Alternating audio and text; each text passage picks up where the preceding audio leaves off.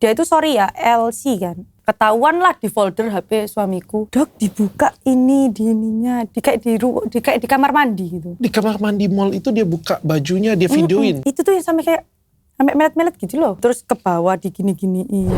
Dia bilang, loh mas kok rumahnya sepi? Ayo ke atas, ada CCTV mas, takut. Terus setelah itu tapi aku dikejar Bim. Jadi kejar-kejaran. Bayangin dong kejar-kejaran di rumahku. Sini sayang, udah aku malu mas. Bajuku ditarik-tarik. Terus ya udah aku lakuin. Ya berat, aku somasi, dibales. Disomasi balik aku. Wah. Pada saat aku disomasi balik, baru tak viral. Kenapa ya istri sah yang diselingkuhin itu jauh lebih cantik daripada selingkuhannya? Jadi selingkuhan gak perlu cantik, yang penting gatel. Jadi waktu ketemu yang bareng-bareng itu, kenapa kamu kok mau sama perempuan ini? Ya karena murah, Dek. Mati. Kamu wanita tersakiti yang diselingkuhi paling lucu.